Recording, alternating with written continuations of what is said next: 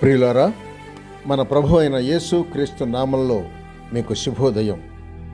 ఆయనను గూర్చి అనుదిన ఆత్మీయ ఆహారం, ఆగస్ట్ 29 శుక్రవారం. నేటి మన ధ్యాన లేఖనం ద్వితీయోపదేశకాండం 33వ అధ్యాయం 27వ వచనం.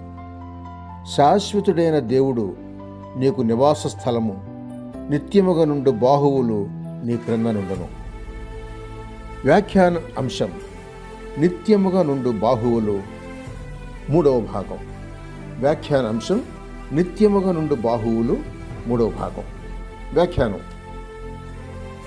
మనం బలహీనమైనప్పుడు, బాధలో కానీ లేక రోగశయ్యపై నుండి కానీ అటు ఇటు కొట్టబడుతూ పరిస్థితులకు లోనినప్పుడు, మిక్కుటమైన దుఃఖం వల్ల అనేక రాత్రులు నిద్ర లేనప్పుడు సహజంగా మనలో దేవునికి తిరుగుబాటు చేసే స్వభావం పుడుతుంది. కానీ మనం నిత్యుడైన దేవుని యొక్క శాశ్వతమైన బాహువుల క్రింద ఉంటిమి అనే మధురమైన తలంపు మనలో తిరుగాడుతుంది. కలవరపరచబడినప్పుడు మన ఆత్మలకు శాశ్వతమైన ప్రేమకు ఆలవాలమైన దేవుని హృదయం నుండి సేదతీర్చగల ఆదరణ దొరుకుతుంది. అలాగే బలహీనపరచబడిన ఆత్మలకు శక్తిగల నిత్య బాహువుల నుండి బలము దొరుకుతుంది.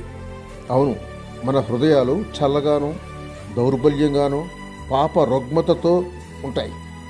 అలాంటి మన హృదయాలను ఆయన తన హృదయంపై ఆనించుకున్నప్పుడు ఆయన హృదయంలో మన పట్ల ఉన్న ప్రేమ శక్తుల శబ్దము, గుండె కొట్టుకునేటప్పుడు ధ్వనించే శబ్దం మనకు వినబడుతుంది. ఆ శబ్దం వినడంతోనే బలహీన ఆత్మలు గల మనకు ఎక్కడ లేని ధైర్యం కలిగి, నా దేవుని శాశ్వత ప్రేమ నుండి ఈ భూమిపై ఉన్న ఏ శక్తి నన్ను కదిలించలేదు అనే నిబ్బరమైన నిశ్చయతను తిరిగి పొందుతాం. ప్రధాన యాజకునిగా ప్రభు అయిన యేసు క్రీస్తును చూస్తే ఈ రెండు విషయాలు ఆయన వ్యక్తిత్వంలో కనబడతాయి. ఆకాశ మండలము గుండా వెళ్ళిన దేవుని కుమారుడైన యేసు అను గొప్ప ప్రధాన యాజకుడు మనకున్నాడు. హెబ్రీ పత్రిక 4:14.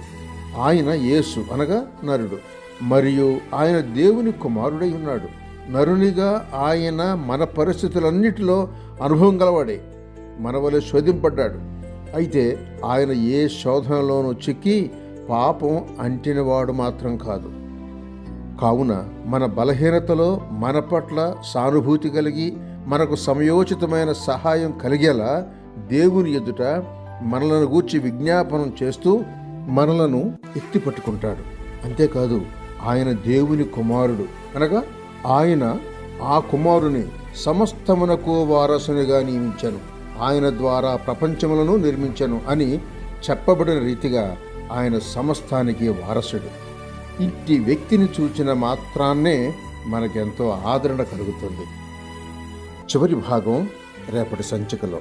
శుభములతో వందనాలు.